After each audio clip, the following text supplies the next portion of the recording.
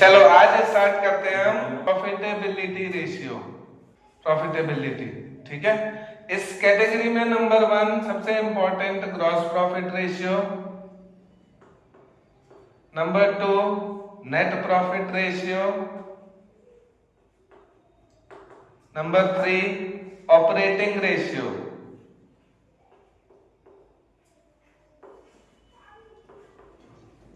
और नंबर 4 होता है operating profit ratio. Operating profit ratio, आई बात समझ में? ये 4 रेशियोज इसमें बहुत इंपॉर्टेंट है, मोस्ट इंपॉर्टेंट। इनके फॉर्मूलेज पे ध्यान दे देना। ग्रॉस प्रॉफिट रेशियो है तो gross profit upon net cell into 100, आई बात समझ में? Gross profit upon net cell into 100। Net profit ratio net profit upon net cell into 100, याद रहेगा। नंबर 3 ऑपरेटिंग रेशियो और ऑपरेटिंग प्रॉफिट रेशियो। देखो इसका तो आपको समझ आएगा, operating profit upon net cell into 100। ये 3 तो तुम्हें एक जैसे दिख रहे हैं, सब एक कैटेगरी है, ठीक है। Gross profit upon net cell, net profit upon net cell, operating profit upon net cell. बात आती है ये तीसरे की, सबसे इंपॉर्टेंट, जो परेशान करता है बच्चों को, ठीक है। क्या है इसका मतलब? अगर मैं कहता हूं ऑपरेटिंग प्रॉफिट, ऑपरेटिंग और कोई चीज ऑपरेटिंग हो सकती है प्रॉफिट के अलावा? ऑपरेटिंग एक्सपेंसेस होते हैं, ऑपरेटिंग इनकम्स होती हैं, और ऑपरेटिंग प्रॉफिट होता है। आई बात समझ में? ऑपरेटिंग एक्सपेंसेस जितने हैं सारे ऑपरेटिंग कॉस्ट है। तो कॉस्ट है, कॉस्ट का मतलब ही खर्चे होते हैं ना, ऑपरेटिंग खर्चे।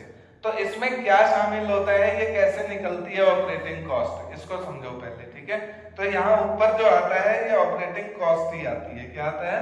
Operating cost upon net cell into 100, आई बात समझ में? ये ऑपरेटिंग प्रॉफिट है, लेकिन ये क्या है? ऑपरेटिंग क्या है? ये ऑपरेटिंग रेशियो कहते हो ना, तो ऑपरेटिंग कॉस्ट रेशियो समझो इसको। क्या समझो?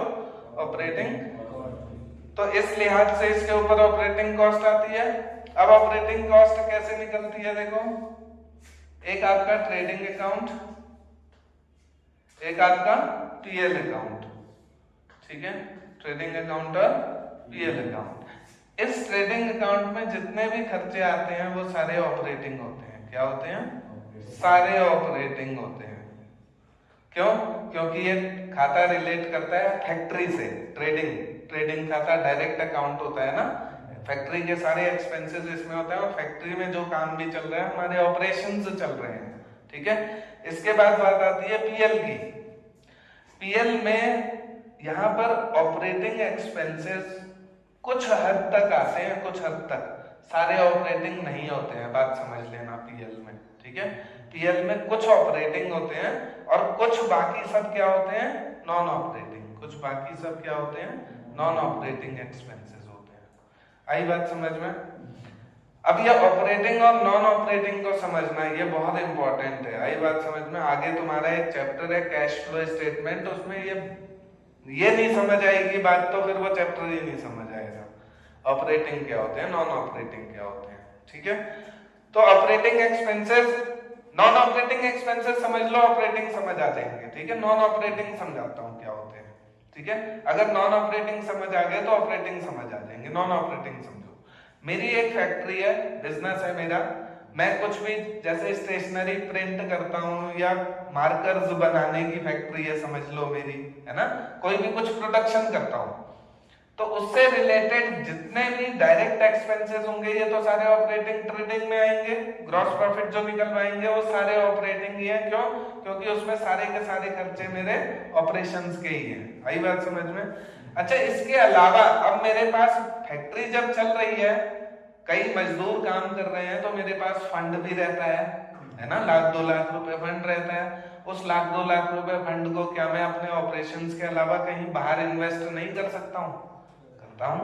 कई बार होता है कि फैक्ट्री के मालिकों ने एक बिल्डिंग खरीद रखी है, उस बिल्डिंग से रेंट आ रहा है, वो इनकम जो है तुम्हारी क्या ऑपरेटिंग इनकम है? नॉन ऑपरेटिंग है ना। तो कहीं तुम पर्सनली कुछ पे कर रहे हो खर्चे जिसका तुम्हारी फैक्ट्री से कोई लेना देना नहीं है, वो सारे खर्चे तुम्हारे क्या हैं? Non operating. भाई मैंने 2 लाख का लोन ले रखा है ना। इसको और अच्छे से ऐसे समझो, जैसे मैंने कहा बैलेंस शीट होती है, बैलेंस शीट में ये साइड हमारी कौन सी साइड है? लायबिलिटी। और इसको हम फाइनेंस साइड भी कहते हैं। क्या कहते हैं? फाइनेंस की साइड, यानी पैसा जुटाया जाता है। यहाँ ये साइड हमारी कौन सी है? इन्वेस्टमेंट। इसको हम क्या कहते हैं? इन्वेस्टमेंट की साइड। तो सोचो मैंने यहाँ जितना भी पैसा उठाया है ये फाइनेंस एक्सपेंसेस होंगे। आई बात समझ में? तो 3 टाइप के एक्सपेंसेस है, समझ लो। एक आपके ऑपरेटिंग एक्सपेंसेस, एक आपके ऑपरेटिंग एक्सपेंसेस, एक आपके फाइनेंसिंग एक्सपेंसेस और एक आपके इन्वेस्टिंग एक्सपेंसेस। आई बात समझ में? क्लियर है? 3 टाइप के एक्सपेंसेस, एक ऑपरेटिंग होते हैं, दूसरे फाइनेंसिंग कुछ एक्सपेंसेस हो जाते हैं, इससे रिलेट करेंगे खर्चे तो फाइनेंसिंग एक्सपेंसेस हैं, उससे रिलेट करेंगे कुछ खर्चे तो इन्वेस्टिंग एक्सपेंसेस हैं। तो जो ऑपरेटिंग एक्सपेंसेस है ये तो ऑपरेटिंग है, ये जो दोनों है ये नॉन ऑपरेटिंग एक्सपेंसेस हैं। आई बात समझ में? नॉन ऑपरेटिंग और ऑपरेटिंग को समझना बहुत आसान है कि जो फाइनेंसिंग है वो भी नॉन ऑपरेटिंग है और जो इन्वेस्टिंग एक्सपेंसेस है वो भी नॉन ऑपरेटिंग है। तो उस टाइप के खर्चे यहाँ एक्सक्लूड करने हैं, तुम्हें बस इतना इंक्लूड करना है। तो इतना कैसे इंक्लूड होगा बताओ? इतना ऐसे इंक्लूड होगा, ये जो है ये सारी सीओजीएस है। भाई सीओजीएस सेल और जीपी होती है ना इस खाते में, तो सेल अलग छोड़ दो, जीपी निकाल लिया, तो एक्सपेंसेस तो सारे यही है सीओजीएस, ऑपरेटिंग एक्सपेंसेस सीओजीएस है। ठीक है, तो इसका जो कॉस्ट आती है वो आती है, इसका formula operating cost equals to क्या होता है? Operating cost equals to COGS plus operating expenses plus operating expenses कौन से? बस इतने।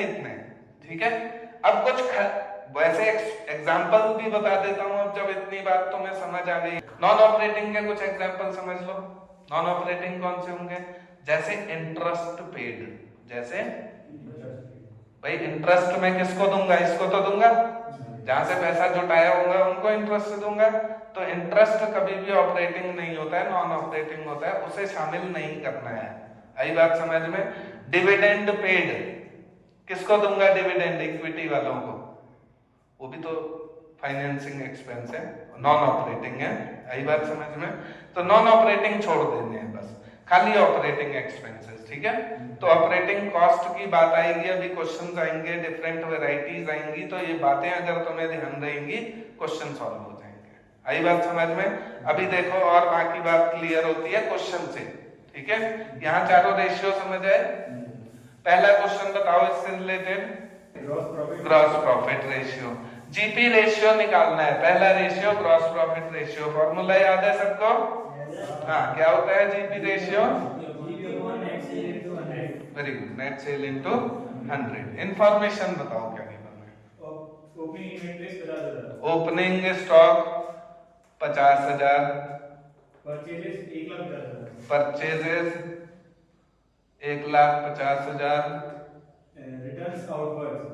Return outward. इसे बताओ ये होती क्या है रिटर्न आउटवर्ड?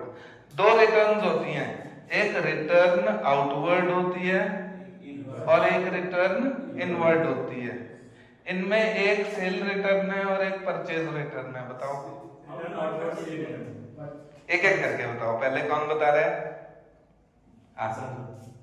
हाँ, कौन बता रहे हैं? जो सामान खरीदा है और उसे वापस कराया हो तो रिटर्न आउटवर्ड। Very good. तो ये खरीदा जो माल है वो अंदर आया, उसे वापस कर रहे हो तो परचेज रिटर्न में।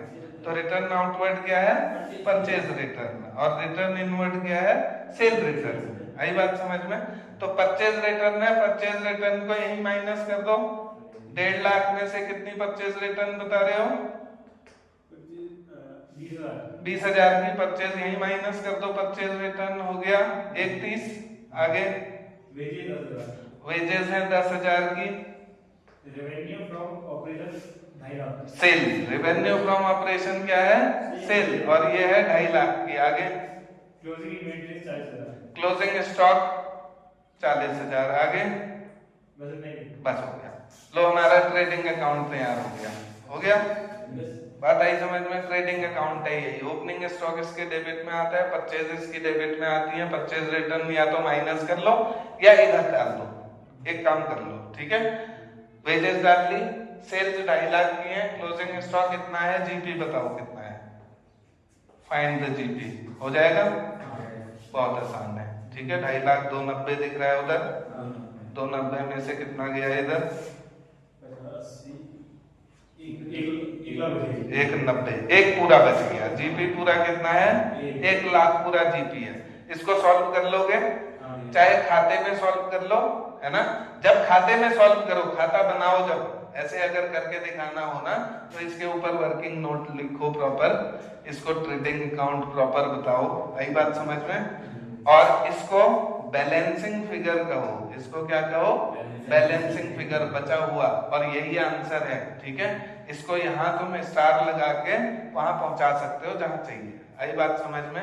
नोट नंबर 1 डालो, नोट नंबर 1 में बैलेंसिंग फिगर स्टार लगाओ, अमाउंट पता चल गई 1 लाख रुपए।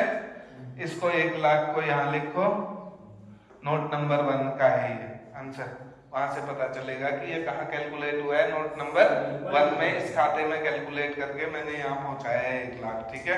अपॉन नेट सेल कितनी है, 2.5 लाख इंटू 100, आंसर कितना आया, 25 चक्को 100, 40%। जीपी रेशियो कितना है, 40%। आई कैलकुलेशन समझ में? क्लियर है? आंसर ठीक है। हाँ, नेक्स्ट क्वेश्चन बताओ। From the following figures pertaining to pertaining to, from the following figures pertaining to two companies A Limited and B Limited हाँ belonging to plastic industry, calculate the gross profit ratio of the two companies। ठीक है, gross profit ratio निकालना है दो कंपनियों का, ठीक है, जो धंधा का करती हैं प्लास्टिक का, ठीक है। This company is doing better। हाँ, कौन सी कंपनी अच्छा काम कर रही है भाई? जिसका ग्रॉस प्रॉफिट रेशियो ज्यादा है वो अच्छा है, जिसका जीपी कम है बेकार है। आई बात समझ में? तो जीपी निकालते हैं। जानकारी बताओ क्या दी है। नेट प्रॉफिट आफ्टर इंटरेस्ट ए लिमिटेड का 75,000। नेट प्रॉफिट आफ्टर इंटरेस्ट ए लिमिटेड का 75,000। इंटरेस्ट ए लिमिटेड का है 75,000 और बी का 1,10,000। बी का 1,10,000। ठीक हो गया, आगे। इनडायरेक्ट एक्सपेंसेस 10,000 और 15,000। Indirect expenses 10,000 15,000। ठीक हो गया। Interest paid on debentures, interest paid, ठीक हो गया, कितना है 15,000 15,000 25,000। आगे बताओ। Revenue from operations gross sale हो गया, ग्रॉस सेल है कितने की 3,30,000 और 3,80,000। 330 और 380। ठीक हो गया, आगे।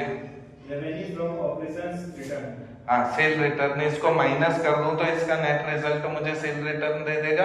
यही माइनस कर लेते हैं। इसको कितनी कितनी है 10 और 20। 10,000 इसकी है और 20,000 इसकी है। तो इसकी सेल जो है वो आपकी 360 है और इसकी नेट सेल जो है वो 320 है। इनको अलग रखेंगे, ठीक है। ये यहाँ से कैटेगरी एक अलग, ठीक है। आगे ठीक है, निकालना है हमको क्या, जीपी रेशियो निकालना क्या है, GP ratio, GP upon net cell into 100। तो हमारा मुद्दा क्या है, हमें जीपी चाहिए, ठीक है। इस आंसर को समझने के लिए थोड़ी सी टेक्निक चाहिए, ठीक है। कैसे बनाएं इस आंसर को, ऐसे समझो। पहले एक ट्रेडिंग अकाउंट बनता है, ट्रेडिंग अकाउंट, इसमें यहाँ पर एक जीपी निकल के आता है जीपी निकल के इधर सेल होगी, इधर सीओजीएस होगी और यहाँ पर एक जीपी निकल के आएगा। इसके बाद इसी खाते को मैं पीएल अगर बना लूं, आगे कंटिन्यू कर लेते हैं ना हम खाते को, तो कंटिन्यू कर लिया तो ये जीपी यहाँ पहुंचा, वही सेम जीपी यहाँ पहुंचेगा। यहाँ कुछ मैं ऑपरेटिंग एक्सपेंसेस डालूंगा, आई बात समझ में। और यहाँ कुछ ऑपरेटिंग इनकम्स आती है, इस साइड कुछ ऑपरेटिंग इनकम्स आती हैं। तो इसको करने के बाद यहाँ पर फिर एक प्रॉफिट निकलता है, इसको हम कहते हैं ऑपरेटिंग प्रॉफिट। इसे हम क्या कहते हैं? Operating profit. फिर ये ऑपरेटिंग प्रॉफिट यहाँ ब्रॉट डाउन होगा सेम। अब यहाँ पर कुछ नॉन ऑपरेटिंग एक्सपेंसेस डाले जाते हैं और यहाँ पर कुछ नॉन ऑपरेटिंग इनकम्स आती हैं। इसको करने के बाद यहाँ पर एक और चीज निकल के आती है, ये होती है नेट प्रॉफिट। ये होती है खाते की। इतनी सी बात आई समझ में? बिल्कुल क्लियर है, बेसिक फंडा है ये खाते का। उधर जीपी निकली, जीपी ब्रॉट डाउन हुई, फिर पहले ऑपरेटिंग खर्चे और ऑपरेटिंग इनकम्स को इंक्लूड कर लो तो ऑपरेटिंग प्रॉफिट निकल के आ जाएगा। और जब मैं नॉन ऑपरेटिंग एक्सपेंसेस और नॉन ऑपरेटिंग इनकम्स को भी डाल दूंगा तो नेट प्रॉफिट आ जाएगा। कोई इशू नहीं यहाँ तक? ठीक हो गया। अब मुझे दे रखा है नेट प्रॉफिट आफ्टर इंटरेस्ट 75,000 और 1,10,000, यानी मुझे ये वाला नहीं दे रखा है। मैं एक का कैलकुलेट करता हूँ, दूसरे का तुम करोगे। हाँ, एक का मैं कैलकुलेट करूंगा, दूसरे का तुम। मैं ए का कैलकुलेट कर रहा हूं तो क्या ये नेट प्रॉफिट आफ्टर इंटरेस्ट है या नहीं है? क्योंकि नॉन ऑपरेटिंग एक्सपेंसेस में इंटरेस्ट एक बहुत बड़ा एक्सपेंस होता है। अभी मैंने तुम्हें बताया था फाइनेंसिंग एक्सपेंस होता है इंटरेस्ट, है ना? तो इंटरेस्ट पेड यहाँ आएगा। कितना है इंटरेस्ट पेड? 15,000 और 25,000। कितना है? 15,000। मेरे लिए 15,000, तुम्हारे लिए 25,000। आई बात समझ में? इतना डाल दिया तो नॉन ऑपरेटिंग इनकम्स और कुछ नहीं है। अच्छा, इनडायरेक्ट एक्सपेंसेस 10,000 15,000 दे रहे हैं, तो ये जो ऑपरेटिंग एक्सपेंसेस है यही इनडायरेक्ट एक्सपेंसेस है। ठीक है, 10,000। आई बात समझ में? 10,000 ये इनडायरेक्ट एक्सपेंसेस, ये interest non operating expense. Clear हुआ? और कुछ बचा है? बात खत्म। अगर ये 75 है, ये 15 है, तो टोटल बताओ। ये 90 तो ये 90, इसका मतलब ये 90, ये 90 तो ये नहीं 90। अच्छा, ये 90 तो ये कितना? ये 1,00,000 तो ये कितना? 1,00,000। आ गया जीपी तुम्हारा? कैसे आया जीपी, समझ आया? हाँ, ये बिल्कुल सिंपल टेक्निक है इसको सॉल्व करने की। खाता बनाओ, नीचे से ऊपर उल्टा सॉल्व करना शुरू करो। ठीक है, यहाँ आपको जीपी प्राप्त हो जाएगी 1 सेकेंड में, विद इन अ सेकेंड। ठीक है, जीपी मिल गई। नेट सेल आपको दे रखी है 320 की, तो आ गया कितना? 1,00,000 बट्टे 3,20,000 इंटू 100। ए वाले का चेक करो जरा आंसर। ए वाले का आंसर है 31.25%। मतलब ऊपर 1,00,000 दिखा रहा है जीपी। हाँ, है जीपी 1,00,000 दिखा रहा है ना? समझ आई जीपी 1,00,000 कैसे आई? क्या जोड़ना है देखो इसको कैलकुलेट करने में। अभी कैश फ्लो आएगा ना चैप्टर, इंटरेस्टिंग है। और उसमें क्यों इंटरेस्टिंग है? या तो प्लस ही करना है चीज को या जो माइनस ही करना है।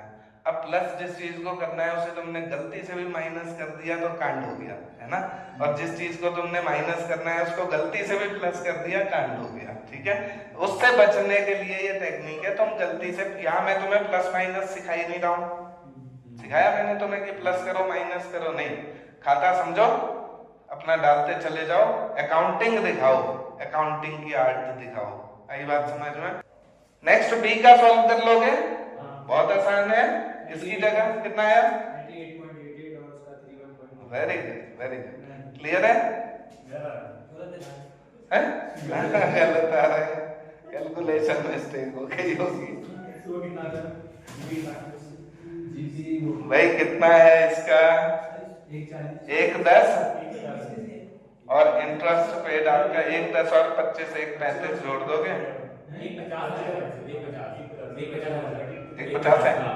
1,50 है, वो जीपी 1,50 है। हाँ, जीपी 1,50 है बी में। हाँ, 1,50 है। 1,50 है ना? ठीक है, क्लियर है सबको?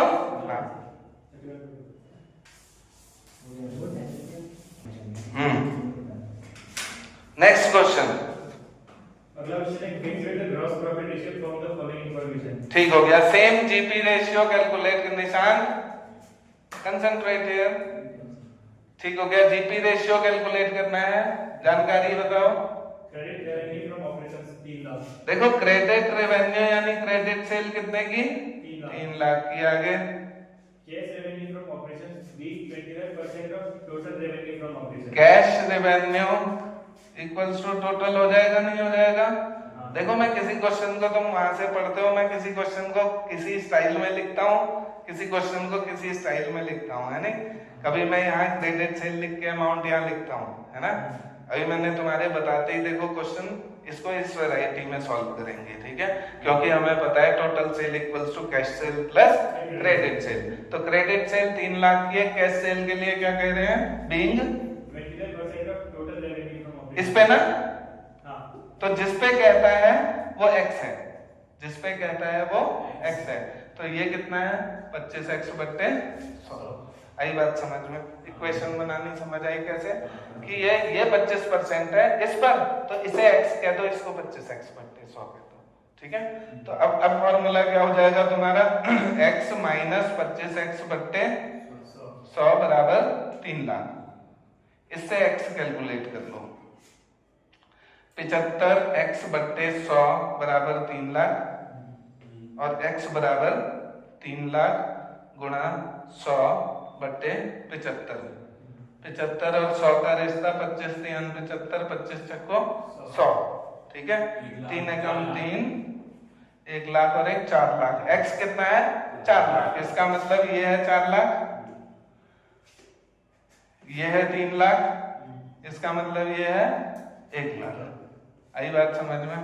ठीक हो गया। आगे परचेज भी 3,20,000 अच्छा, तो देखो अब आ जाओ ट्रेडिंग खाते में। सेल दे रखी है 4 लाख की, परचेज दे रखी है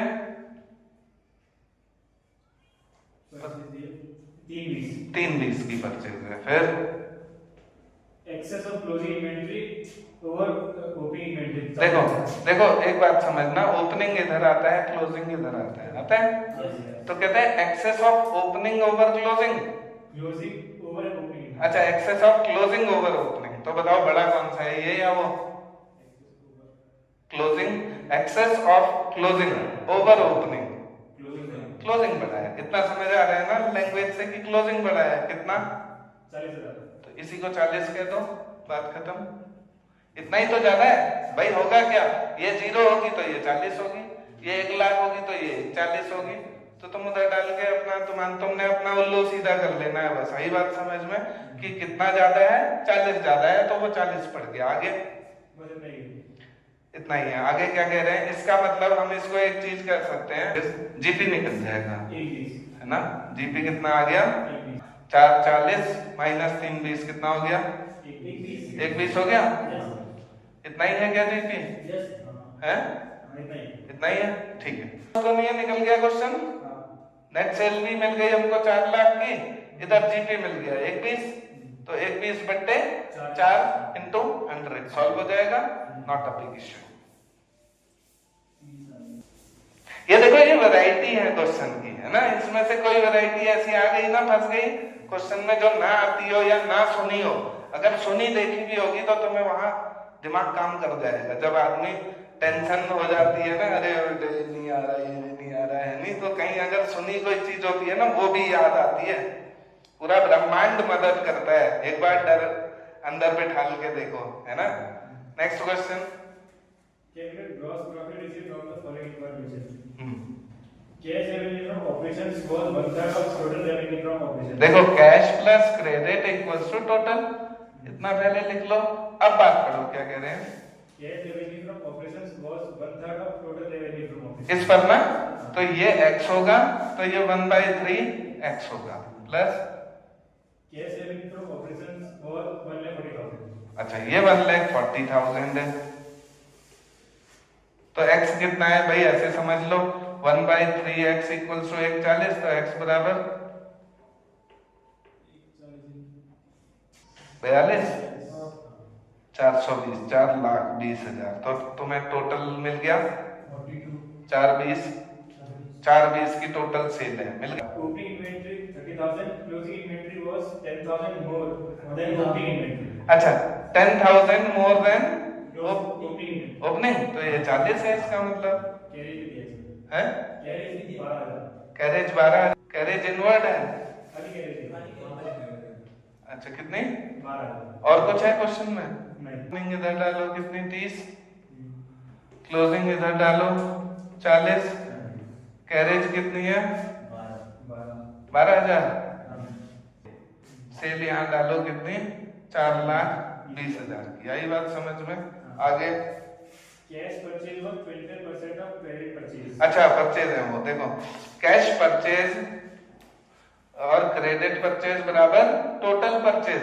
कैश परचेज कितनी है 25% ऑफ क्रेडिट, तो ये एक्स है इसका मतलब, और कैश की वैल्यू कितनी दे रखी है 50,000, तो हमने निकाला था 50,000 इंटू 100/25, 5 सबको 20, 2 लाख। 2 लाख क्या आएगी क्रेडिट, यही तो है ना 2 लाख एक्स, तो इसका मतलब ये तो 50 है और ये 2 लाख है, और टोटल कितनी है 2.5 लाख। टोटल कितनी है 2.5 लाख, तो 2.5 लाख यहाँ डालोगे। ओपनिंग 30 है, इसके बाद परचेज डालो कितनी 2.5 लाख की। आई बात समझ में? आगे बताओ। हाँ वो ओपनिंग इन्वेंट्री, क्लोजिंग इन्वेंट्री 30 ये रही, 40 ये रही। अब आ गया हमारा आंसर, टोटल करो 4 20 और 40 460 में 2,80,90 292 माइनस करना है, 2,92,000 जीरो हासिल है। कैरेज भी डाल दी थी ना, हाँ 10 6 16 168, 1,68,000 की जीपी है क्या है? 1,68,000 की जीपी है, ठीक है। और नेट सेल 420 से निकाल दोगे, GP upon net sale into 100 equals to 1,68,000 upon 4,20,000 into 100, you will get answer. Clear है? समझ आई बात? समझ आई? नेक्स्ट